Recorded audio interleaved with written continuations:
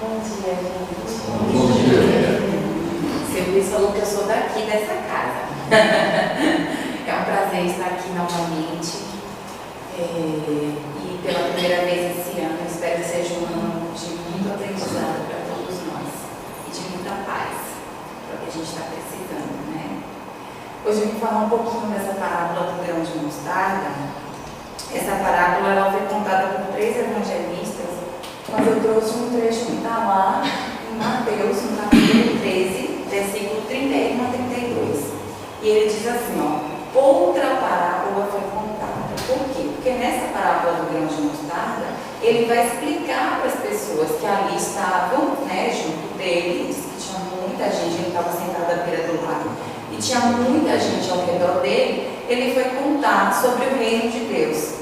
E por isso que ele diz, né, Mateus já começa falando assim, outra parábola foi contada. Eu acho que é a letra que ficou ruim mesmo. É a letra que falou alguma coisa aqui na... Não, mas acho que a apagada ficou melhor. Apagada ficou melhor. Mas eu boto aqui só para a gente se direcionar. Eu gosto de trazer aqui escrito, porque para quem estuda doutrina espírita, eu gosto de falar assim, ó, tá na codificação, tá no livro dos espíritos e tal questão, porque às vezes a gente sai da palestra, eu mesmo gosto de assistir palestra, que eu saio interessada em estudar. Uma vez eu assisti um palestrante que eu gosto muito, o Aloísio, ele é da Penha, e ele citou uma questão lá, falou sobre o passo, eu falei, acho que não está errado, acho que não está certo isso não. Quando eu cheguei em casa, fui consultar o livro dos espíritos e ele estava certo. Então, acho que é assim que a gente aprende, né? A gente tem a curiosidade e a gente vai buscar. E quem é estudante da doutrina espírita tem que questionar. Então, se eu posso chegar aqui na frente, vocês não podem acreditar, né, em todas as coisas. Então, assim, quando eu trago aqui a imagem, é para a gente saber, olha, dali que ela tirou, está no livro dos espíritos, está na Gênesis, né? Então, para a gente se direcionar e para a gente ter a curiosidade de estudar depois. Então, voltando aqui, ele fala assim, está contando outra parábola, porque foram contadas várias parábolas sobre o que é esse reino de Deus. Então, Jesus, quando falou com pescadores, ele contou a parábola da rede, né? Fala que foi o reino de Deus é semelhante a um pescador que jogou uma rede. Aqui, certamente, ele estava falando para agricultores, que era muito comum naquela época, né? Aquele tipo de público que acompanhava Jesus. Então, ele fala que o reino de Deus é semelhante a um grão de mostarda que um homem recebeu, semeou em seu campo, o que é de fato a menor semente, né? E que dá a maior hortaliça, torna-se uma árvore tão frondosa que as aves vêm fazer seus ninhos ali. Então eu peguei uma imagem esses dias na internet, o grão de mostarda tem um dedo assim, uma pontinha assim. A semente do grão de mostarda não é a menor, a gente já sabe, mas para aquela região, para o tipo de árvore daquela região, era a menor. E a árvore fica gigantesca. Então Jesus vai comparar o reino de Deus a essa sementinha de mostarda. E aí o que é esse reino de Deus, né? Nessa parábola a gente vai encontrar essa ilustração do reino de Deus. Também há uma mensagem de esperança e é um espaço de abrigo e acolhimento. E a gente vai entender essas 3 interpretações que a gente pode dar à parábola do grão de semente. Mas voltando lá ao reino de Deus, qual que é o significado que a gente tem do reino de Deus? Né? Numa outra passagem, Jesus disse assim, ó, o reino de Deus não vem com aparência exterior. Não diz vede ali, vede aqui, porque o reino de Deus está dentro de nós. Então, quando eu recebo uma semente, eu agricultor recebo uma semente, o que eu preciso fazer? Arar o campo, né? Semear, depois irrigar. E essa sementinha precisa de todo esse cuidado para ela poder se tornar uma árvore. E será que é fácil, pensando, né? Aquela semente tão pequenininha, romper todo aquele solo e chegar a se tornar uma árvore? Do mesmo jeito que a gente sabe que esse reino de Deus que a gente constrói dentro de nós não é algo fácil. Por quê? Do mesmo jeito que a semente tem que romper todas essas barreiras ali da terra, né? Às vezes falta água, às vezes não foi semeada direito, às vezes a terra não está muito fértil. Então, todas essas as dificuldades que ela encontra, nós também encontramos para construir esse reino que não é fora, é dentro. Por que a gente fala assim, Jesus diz que esse reino não é fora? Porque eu posso vir aqui, falar bonitinho para vocês, posso decorar as questões todas do livro dos Espíritos, posso saber ali de qual é salteado, mas se eu não aplicar tudo isso que eu falo na minha vida, eu não estou construindo o reino de Deus. Hoje eu estava pensando sobre isso, eu vi que vocês foram juntos assistir o nosso lar, o nosso lar 2. Eu tenho algumas ressalvas em relação ao filme para quem estuda, A gente viu algumas coisas equivocadas, mas uma coisa que a gente viu lá também, assim, é que não dá para mentir quando a gente chega no mundo espiritual, Então, eu tenho que ter essa construção íntima, Uma moça falou assim, em uma palestra que deu a Patrícia lá no meu centro, ela falou, parece que quando a gente começa a estudar a doutrina espírita, a gente é tentado, tem várias situações para nos tentar. Na verdade, não é que as situações venham para nos testar. Enquanto espíritos imortais, estando aqui neste mundo para aprender, as situações elas vêm desde o momento em que a gente reencarna, as situações vêm. Só que o que acontece com a gente? Às vezes a gente dá essa semente adormecida. Então a situação vem para eu vencer a raiva, para eu vencer o medo, para eu vencer o rancor, o ciúme, e eu continuo fazendo as mesmas coisas. A Carol, eu acompanho a Carol aqui na rede social, a Carol colocou assim, que ela vende o material dela enquanto professora e que tinha um grupo que queria se unir para comprar em conjunto, o que é extremamente incorreto. Porque se ela vende um produto, para uma pessoa comprar um curso dela, e as pessoas dividem aquilo ali, não vamos nos juntar e vamos comprar, como se a gente fosse um só e a gente compartilha a senha entre a gente. Eu participo de um outro grupo que faz essa mesma coisa. E uma vez que eu questionei umas meninas, elas falaram assim, mas o que tem? O curso é tão caro, nada mais justo do que a gente dividir. Então algumas pessoas passam por essa existência, nós, algumas pessoas não, nós todos passamos por essa existência, fazemos coisas equivocadas que a gente entende que está certo. Então é essa semente, essa labuta para conseguir construir esse reino de Deus dentro de nós. Então às vezes eu posso vir aqui no Centro Espírita, estudar a doutrina espírita, assistir palestra, tomar o passo, falar, nossa, que legal que a moça falou lá, e viver a minha vida sem fazer uma única transformação. Por isso que o reino ele é interior, não vem com aparências exteriores. Eu posso estar bonitinho, bem vestido, mas o que vai valer é o que eu estou construindo intimamente. E cada um sabe quais são essas dificuldades íntimas, Nem todo mundo é ciumento, nem todo mundo é rancoroso, mas cada um, se a gente tirar pela nossa família, porque estamos juntos ali na família, porque um tem um defeito que o outro não tem. Então a gente não tem que criticar aquele que tem aquele defeito que eu não tenho. O que a gente precisa fazer? Viver ali uns com os outros e tentar aprender. Olha, eu percebi que a minha mãe, ela perdoa com muito mais facilidade do que eu. As pessoas fazem isso e aquilo com ela e ela, então eu vou observar minha mãe para aprender com ela e vencer aquela dificuldade que eu tenho que ela já não tem. Mas tem outras dificuldades que a minha mãe tem que eu não tenho. E aí a gente vai aprendendo e vai construindo esse reino de Deus dentro de nós. Por isso que a gente vive em comunidade, por isso que a gente vive junto, E aí, essa semente, ela começa pequenininha, quase imperceptível, e se torna essa árvore frondosa, que vem vários passarinhos ali se aninhar, fazer os seus ninhos ali, de tão grande que ela se torna. E aí, lá no Livro dos Espíritos, na questão 115, eu já falei ela aqui outras vezes, Kardec perguntou assim para os espíritos, dos espíritos, outros, uns são feitos bons e outros maus, que parece que tem gente que já foi criado perfeito. Quando a gente olha para Jesus e fala, nossa, Jesus já foi criado perfeito? Não. E aí a resposta é que Deus criou todos simples e ignorantes. O que é essa simplicidade e ignorância? A semente, que começa ali bem pequenininha, mas que precisa de tudo para que ela possa crescer. Ser semeada, ser irrigada, precisa de um solo fértil, Então nós todos somos criados assim, como uma semente, simples e ignorantes.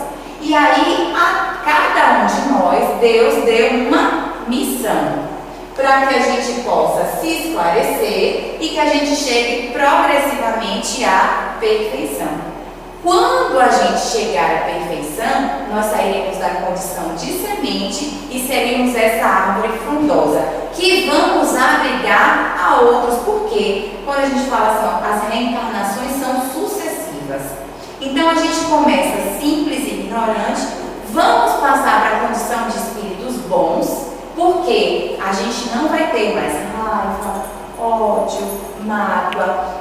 Para a gente saber assim, André, onde será que eu estou lá na escala espírita, né? A questão sempre do livro dos espíritos, que ele fala assim, espíritos imperfeitos, depois espíritos bons, depois espíritos puros, né? Dos imperfeitos, a gente está em uma mistura que ninguém sabe quem está acima, quem está abaixo, mas isso pouco importa. O importante é que a gente vá passar para a condição de espíritos bons. E aí, nós, enquanto sementes, quando a gente virar árvore, a gente vai abrigar outros. Nós, que somos imperfeitos, então, será que eu estou na condição de espírito imperfeito? Eu ainda estou. E vocês, assim, se ainda tiver qualquer tracinho de raiva, de mágoa, de ódio, de ciúme, de inveja, sinto informar, vocês ainda são imperfeitos. Mas nós um dia chegaremos na condição de espíritos bons. O que são os espíritos bons? São aqueles que o bem do outro é a felicidade, o que eles perseguem é a felicidade do outro. Nós, enquanto espíritos imperfeitos, temos, pela misericórdia de Deus, um espírito bom ao nosso lado. Todos nós temos. Porque o nosso mentor espiritual, o nosso anjo da guarda, tem que ser um espírito melhor do que nós. Porque na hora que a gente tivesse um acesso de raiva, ele ia falar também, igual a gente, né? O filho às vezes tem uma raiva, ele grita, a gente grita mais. E quando a gente fala, meu Deus, né? Por que eu fiz assim? Por que eu agi dessa forma? Né? A gente não sabe quem é o adulto da relação, quem é o jovem, porque às vezes a gente perde a linha ali, né? Mas o mentor espiritual jamais fará uma coisa dessa, né? Jesus nos diz assim, cego que guia cego, ambos caem no abismo. Então todos nós temos um espírito bom que nos direciona. Ele já é uma árvore, né? Que pega essa sementinha pela mão e direciona. E esses espíritos bons também tem quem direcione eles, os espíritos puros, como Jesus, né, que veio e é o governador espiritual desse orbe. Então todos nós, enquanto espíritos, temos uma missão, até que a gente chegue aí à perfeição e a gente colabore com Deus, como Jesus faz, e como outros espíritos crísticos, né, porque a gente sabe que não é só Jesus Cristo, há outros espíritos crísticos que colaboram nisso. Então a gente vai nessa colaboração, né? Então a gente vai progressivamente chegar à perfeição e aí vai um colaborando com o outro. Nessa perfeição é que se encontra a eterna felicidade. Então até lá, como disse Jesus, a felicidade não é desse mundo, mas é isso que a gente está perseguindo, né? E como que a gente chega a essa perfeição e a essa felicidade? Passando pelas provas que Deus impõe. Os espíritos adquirem conhecimento. Então, tal qual essa semente, para virar essa árvore, nós passamos por várias dificuldades íntimas, né? Todos nós. Eu costumo dizer assim, as famílias parecem um copy-cola. Porque se eu chegar aqui e contar para ela a história da minha família, ela fala, na minha família também tem uma situação parecidíssima com essa, né? Então, os reveses financeiros, aquele parente que pede o dinheiro para você emprestar e não te paga, né? Aquela pessoa que te engana no trabalho, que quer ser a mais esperta e que te dá uma raiva danada daquilo, acontece com todo mundo. Uma doença mais grave que chega numa família, aquele filho, aquele parente difícil que você fala, meu Deus, por que a gente veio da mesma família? São essas dificuldades. Se a gente tiver acordado para isso, porque a gente pode também ser uma semente adormecida, então a gente, diante dessas dificuldades, a forma como a gente lida com essas dificuldades é que vai fazer a gente construir esse reino de Deus dentro de nós. É que essa semente nossa vai romper toda essa terra em busca da luz, que é em busca da perfeição. E aí, a outra interpretação que a gente dá, né? Então a gente sai ali da condição de um espírito simples e ignorantes, passaremos, se Deus quiser, para espíritos bons e futuramente espíritos puros e perfeitos. Essa pureza e perfeição, a gente sabe que é uma pureza e perfeição relativa. Por quê? Perfeição absoluta, só Deus. Mas nós todos chegaremos a essa pureza, né? Como Jesus chegou. Então, assim, quando a gente pergunta assim, parece que Jesus foi criado perfeito? Não, ele passou por todo esse caminho. Mas tem uma questão bem interessante no livro dos Espíritos. Fala assim, parece que alguns espíritos chegaram mais rápido à perfeição que outros. E a resposta dos espíritos é, de fato, alguns espíritos chegam mais rápido à perfeição. Porque alguns só caminham murmurando. Então, se a gente caminha murmurando, reclamando, a gente de fato vai chegar mais atrasadinho. Mas a gente vai chegar, mas vai chegar mais atrasado à perfeição. Vocês já viram pessoas que passam por situações muito difíceis nessa vida e você olha para a pessoa está plena, a pessoa está firme, a pessoa está forte ali, nem parece, e aí a gente fica até com vergonha, porque às vezes o problema da gente é tão pequenininho e a gente está chorando, está reclamando, e tem pessoas que passam por situações de fato muito complicadas e elas estão ali firmes. E o que é que essas pessoas às vezes têm que nós não temos, né? E aí é a segunda parte que a gente pode entender, né, dessa parábola do grão de mostarda, que é uma mensagem de esperança. Essas pessoas, todos nós na verdade, temos esse germe implantado dentro de nós, que é essa semente da esperança e da fé e da confiança. Só que essas pessoas que têm uma resignação maior, esse germe já está muito mais desenvolvido nessas pessoas do que às vezes em nós, que chega uma dorzinha e a gente se desespera, né? Esses dias a minha filha disse assim, a gente ia assistir uma série, e na série a personagem lá principal era um casal, a moça morria e ela falou, não acredito que ela morreu. E ela falou, eu quero que você morra, não. Se você morrer, eu fico em depressão. Minha filha tem 13 anos. Eu falei, de jeito que vai ficar em depressão. Porque pode acontecer, né, gente, comigo, com qualquer pessoa. Às vezes a pessoa está aqui e sai ali atropelada, né? Foi o caso lá da série. A moça vinha bem, foi conhecer ia conhecer um apartamento com o marido e morreu atropelada, né? E ela falou, nossa, esse acidente tão simples, a moça morreu. Mas pra gente que está encarnado aqui, como que a gente pode pensar numa coisa dessa? Eu falei, de jeito nenhum que você pode pensar que você vai entrar em depressão sem morrer. Porque faz parte da vida, as doenças fazem parte da vida. Um revés financeiro, essa pandemia que veio aí, né, quebrou tanta gente que era comerciante. Um dia a pessoa estava bem, vendia bem, de repente todo mundo ficou em casa, a pessoa quebrou. Imagine se diante dessas situações da vida a gente fosse se desesperar e ficar em depressão. Então, às vezes eu falo para mim mesma, tudo isso que eu escuto, tudo isso que eu falo, que eu não fique desesperada diante de uma situação difícil dessa, que venha novamente para a minha vida, porque eu já passei por situações extremamente difíceis.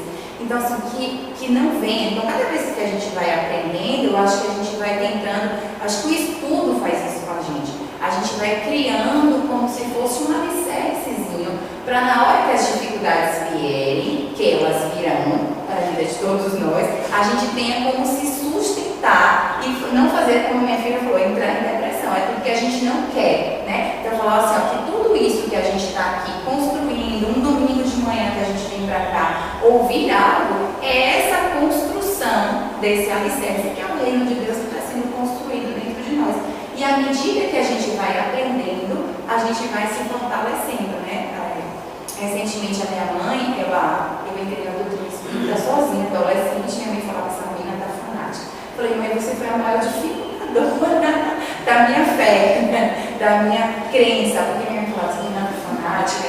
Uma época eu não queria ir para o carnaval, falou, eu pago para você ir, e eu já não queria mais aquela vida para mim. E agora, depois de muitos anos de insistência, minha mãe indo e voltando, a gente tem feito regularmente assim, um evangelho online, que a minha mãe mora em Salvador. Então a gente tem feito regularmente assim, um evangelho, e ela tem ido para a Mansão do Caminho assistir palestras lá, às vezes é do Divaldo, de outras pessoas. pessoas. Então agora ela está no momento filho. E aí no final do ano passado ela teve um diagnóstico de câncer de mama, né? Assim, tipo, um diagnóstico praticamente certo. Ela fez a mamografia, deu lá que era suspeita de malignidade, o médico disse, acho que é, mas vamos fazer só mais um teste para a gente ver. E não deu, vai ficar acompanhando, mas ela falou assim que nesse período do acompanhamento, em nenhum momento ela pediu a Deus que não fosse. Aí eu falei, ai, que bonitinha, né? Então, assim, essa coisa da construção. Ela falou, olha, eu quero ver meus netos crescerem, mas em nenhum momento eu disse a Deus que não seja um câncer, que eu tenha discernimento para lidar com ele. Então, acho que é tudo isso que a gente deseja, é que a gente crie essa fortaleza dentro de nós, a ponto de venha a adversidade, eu não fujo dela, mas eu quero encarar. Tem tratamento? Vou fazer o tratamento. O revés financeiro, como que eu posso? Tem alguém que entende melhor de finanças? Eu não sei lidar com as minhas finanças. Tem alguém que entende melhor? Me ajude a pagar as minhas dívidas, né? Como é que eu faço para sair dessa situação? Então a gente tem que encarar, né, aquela situação. Nem que a gente se desespere no primeiro momento, dê aquela chorada desesperada e depois a gente respira e fala, como eu posso sair dessa situação? Ou a gente perguntar, o que é que essa dor quer de mim? Qual a transformação que essa dor quer que eu faça? Né? E cada um vai ter a sua resposta, porque cada um de nós tem uma construção íntima, né? Então essa mensagem de esperança que vem lá, diz que a nossa fé ela começa pequenininha e com o tempo ela também pode crescer, tal qual a semente, e se tornar abundante. E lá no capítulo 19, né, do Evangelho segundo o Espiritismo, que trata da fé, os Espíritos dizem assim, ó, no homem, a fé é um sentimento inato. Todos nós temos esse germenzinho da fé dentro de nós. É um sentimento inato dos nossos destinos futuros. É a consciência que ele tem das faculdades imensas, cujo germe foi depositado em seu íntimo, em estado latente a princípio, mas que deve fazer eclodir e crescer pela sua vontade ativa. Então, nesse trecho aqui que os Espíritos trazem para a gente, eu queria destacar isso, né? Que a fé é esse sentimento inato, mas dos nossos destinos futuros.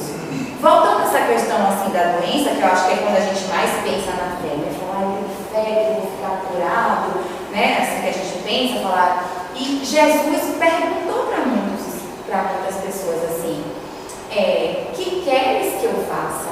Ele perguntou para um cego, né? E os apóstolos, né, principalmente Pedro, que era muito parecido com a gente, falou, uma pessoa que está cega quer ser curada. Por que Jesus está perguntando, que queres que eu faça? Que pergunta, né, ilógica na cabeça dos apóstolos, né? Mas por que Jesus perguntou assim, que queres que eu faça? Porque a lógica seria, sou cego, quero enxergar. Mas de que cegueira Jesus estava falando, né? Por que ele perguntou? E aí tem um palestrante espírita, que ele é oncologista, né? Décio Andoli, ele é da Federação Espírita Brasileira, e ele fala assim, que muitos pacientes deles são curados do câncer, mas não ficam bem. E outros desencarnam por conta do câncer e desencarnam ótimo. Por que ele diz isso? E por que Jesus perguntava, que queres que eu faça? Porque, na verdade, quando os Espíritos falam assim, ó, que essa fé é um sentimento inato dos nossos destinos futuros, ele não está falando dessa construção do hoje, da construção da Andréa, da Dona Maria, da Roseli, mas da nossa construção íntima como espíritos imortais. Porque o que a gente precisa construir é a confiança em Deus. A fé é a confiança. Não é a confiança de que eu vou me curar agora, é que eu vou curar o meu espírito imortal. É que eu vou aprender com essa dor. Eu me cure ou eu não me cure. Por isso que ele falou assim, alguns não se curam, mas desencarnam totalmente tranquilos. Chegam ao mundo espiritual extremamente tranquilos. É tanto que muitas daquelas pessoas que foram curadas por Jesus depois tiveram outros tipos de doença. Então, a cura é íntima. Qual é a cura que a gente está procurando? o Emmanuel tem uma mensagem que fala assim: que buscais? Quando a gente vem para o centro espírita, quando a gente estuda, o que é que a gente está buscando? Né? Então, na verdade, o que a gente tem que buscar é essa confiança em Deus. Acontece o que acontecer. Uma certa feita, no centro espírita que eu frequentava lá na Bahia, a gente tinha reunião de trabalhadores e algumas vezes a espiritualidade da casa se apresentava, né? Um dos mentores espirituais se apresentava. E eu tinha uma amiga, que era do centro espírita, mas também era minha amiga da faculdade. Ela nasceu com hidrocefalia. E ela já estava com seus 24, 25 anos e ela teve uma crise numa consulta de rotina. E aí, bem naquela época, ela estava sem plano de saúde, a mãe dela ficou muito arrasada com isso, se culpando, e porque ela internou, mas precisava, assim, tipo, não tinha nem higiene direito no hospital, a mãe dela precisou lavar a parede, ficar meses ali acompanhando ela sentada, mais de um mês que ela durou assim no hospital, sentada com ela numa cadeira plástica como essa, né? Então a mãe dela, elas sofreram bastante nessa fase. E eu não costumo perguntar nada aos espíritos, né? Sou espírita há mais de 30 anos, entrei na mocidade, né, do centro espírita, e eu nunca fui para o centro assim, falar, quero uma psicografia de um ente querido, quero saber isso, nunca perguntei. Mas eu estava tão assim abafada com essa minha amiga, com a situação dela, que cada vez piorava mais.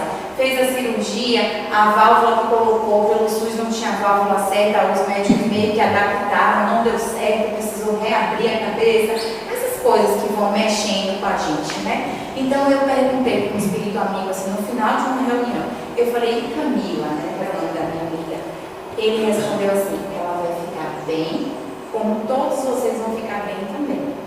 Uma semana depois ela desencarnou.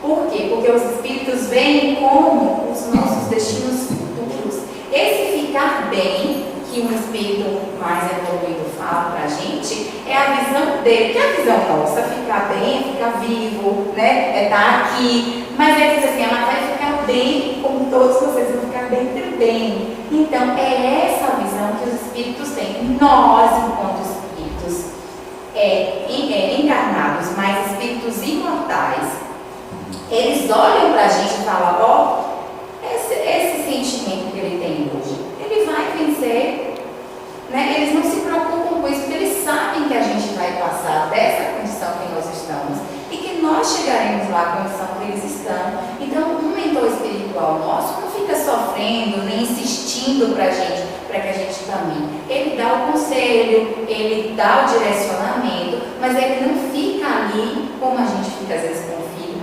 naquela insistência. Ele dá o nosso tempo, porque ele sabe que a gente vai chegar lá. E a confiança, a fé, é esse sentimento no futuro, mas no futuro do espírito imortal e não nessa personalidade que cada um de nós estamos nesse momento. Então a construção que nós devemos fazer é essa construção do espírito imortal.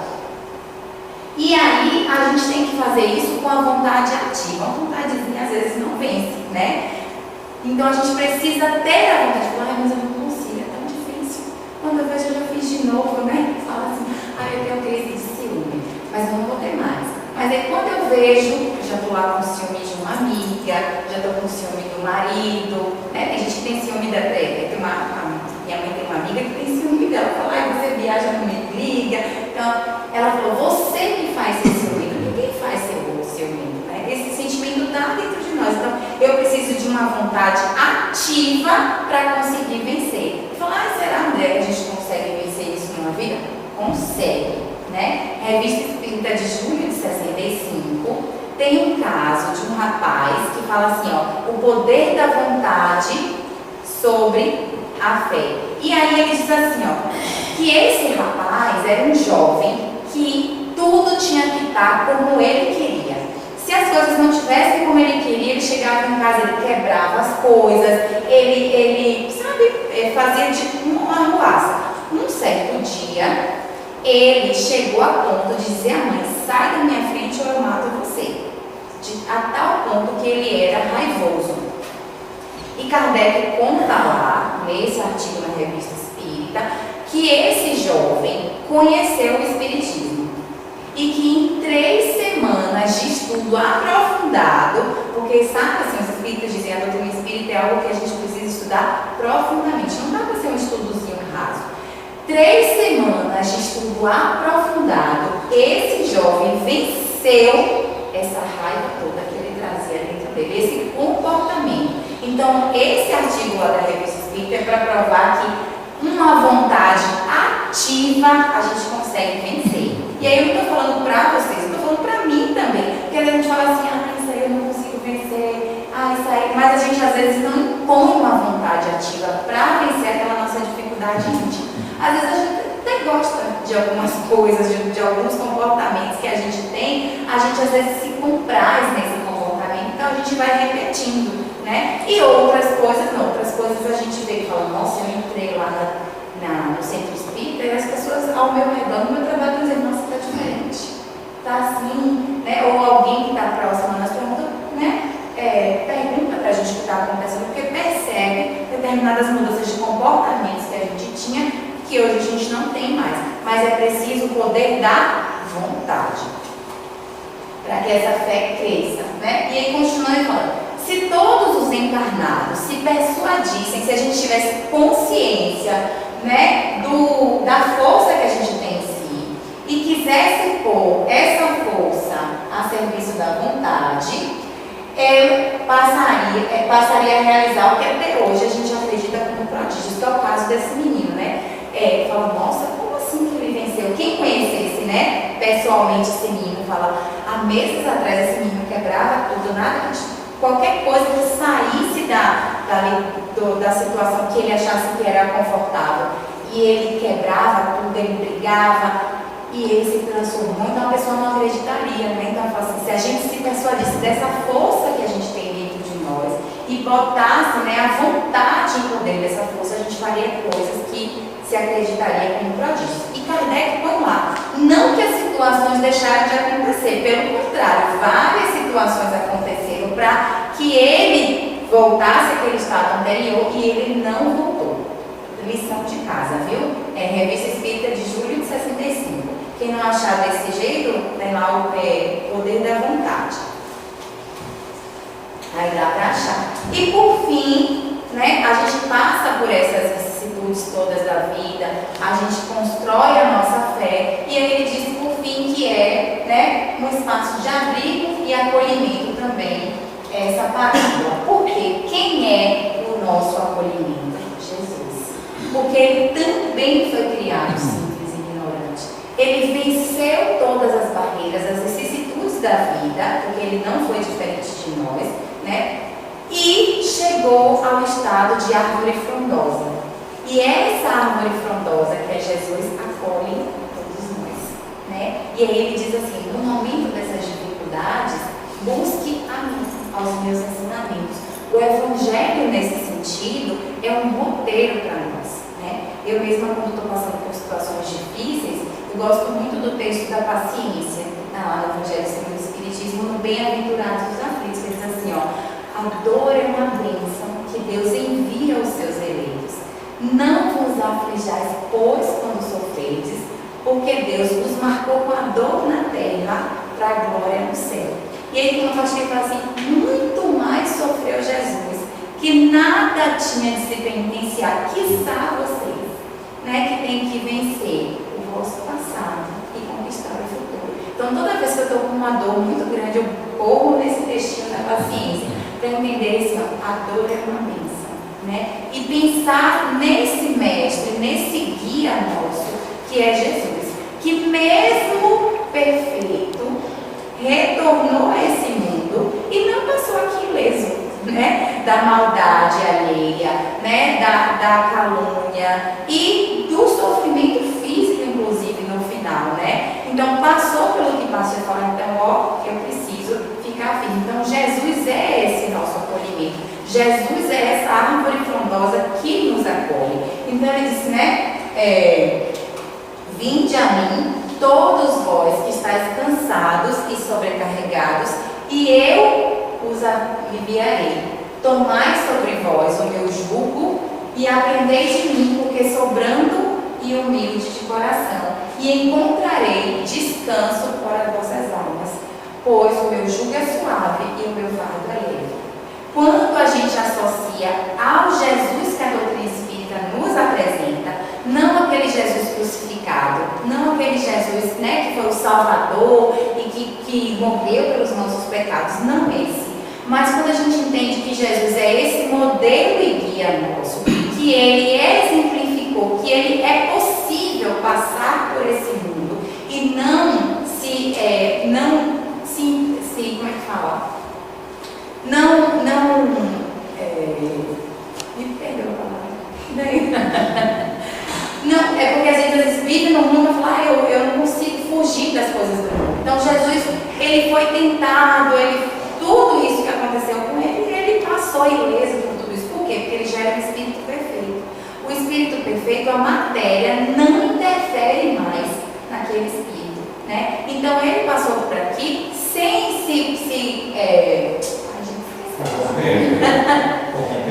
se corromper, mais ou menos se corromper com as coisas, se influenciar com as coisas do mundo, né? Então, o fato dele é suave, quando a gente entende pela doutrina espírita, eu consigo ter uma fé raciocinada.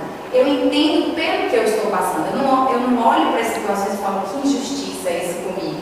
Às vezes a gente pensa assim, eu devo ter aprontado, né? Eu devo ter aprontado bastante para estar passando por essa situação, né? A gente já tem uma nova consciência. Eu sei, eu sou um espírito imortal, eu estou aqui para aprender, então essa situação é para o meu aprendizado. Né? Então a gente olha para a vida de forma, deveria olhar de forma mais leve, para as situações de forma mais leve, porque a gente tem esse guia e modelo. E esse guia e modelo nos deu um roteiro, né? A doutrina espírita nos dá o Evangelho segundo o Espiritismo, porque quando eu não sei como agir, eu corro lá no Evangelho e eu vejo. É falar, André, eu não consigo perdoar os meus inimigos. A pessoa me fez isso e aquilo, e a gente lista aquele tanto de coisas que a pessoa fez. Aí a gente corre lá no Evangelho e diz assim, amar o inimigo não é a mesma coisa que amar o amigo. Porque o coração bate diferente para uma moça. Então agora eu já sei como fazer. É não desejar o mal. Então eu falo, eu posso não querer essa pessoa mais na minha casa. Não vou convidar mais essa pessoa que me traiu, essa pessoa que fez aquilo comigo na minha casa. Eu não preciso conviver com essa pessoa. Mas o que eu tenho que fazer? Tem um roteirinho lá no Evangelho segundo o Espiritismo para nós. É não desejar o mal. É numa oportunidade que a gente tiver fazer o bem àquela pessoa, né? É orar por ela, né? Orar por aqueles que nos perseguem, nos caluniam. Tem um espírito, eu estou sofrendo uma obsessão, o que é que eu devo fazer? Ficar com raiva desse espírito? Não, ore por ele. Então, o Evangelho é um roteiro de vida para nós, né?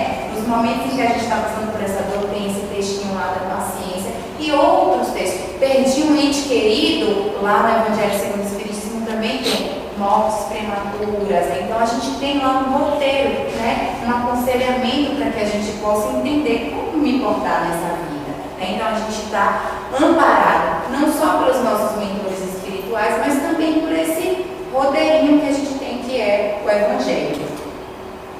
E aí, na Gênesis, para a gente terminar, no livro A Gênesis, tem toda uma descrição de Jesus, diferente desse Jesus crucificado, né? Então eles trazem quem é verdadeiramente Jesus. E eu achei tão bonita essas passagens que eu trouxe para a gente.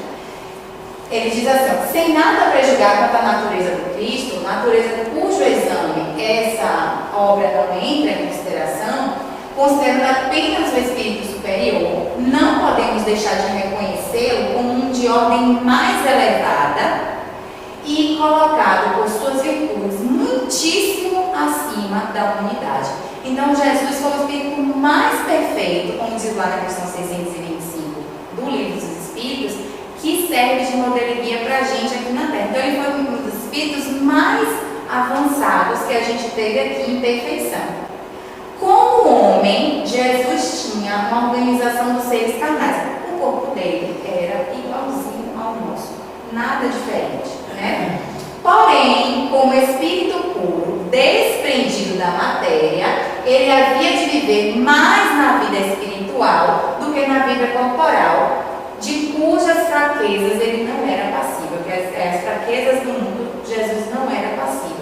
Então, o corpo dele era igual ao nosso, porque quando ele falou assim, ó, não vim derrogar a lei, nenhuma das leis deste mundo Jesus ultrapassou, nem derrogou. Então, o corpo dele era igualzinho ao nosso, o sofrimento físico igualzinho ao nosso.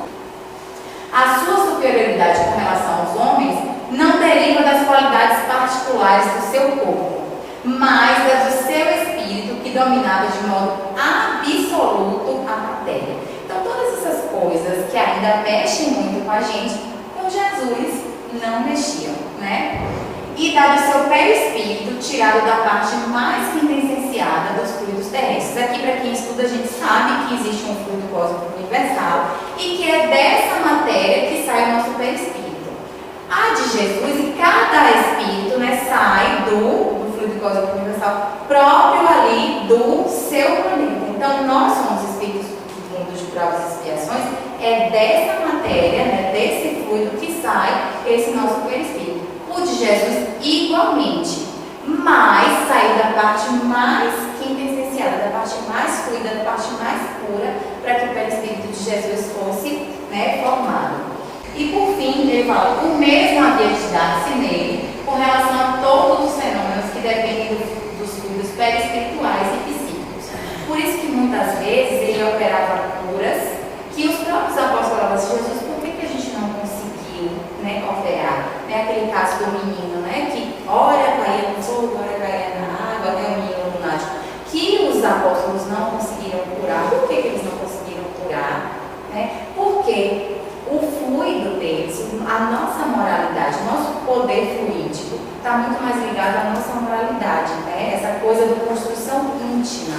Então, o poder de Jesus estava na moralidade dele e não no físico em si, como diziam os espíritos aqui, né? Então, por isso que ele operou coisas que as pessoas diziam que eram milagres, mas não. Era a moralidade dele, né? A qualidade desses fluidos lhe conferia imensa força magnética, secundada pelo incessante desejo de fazer o bem, que faz parte dos espíritos superiores. Então, todos nós chegaremos a essa condição de Jesus.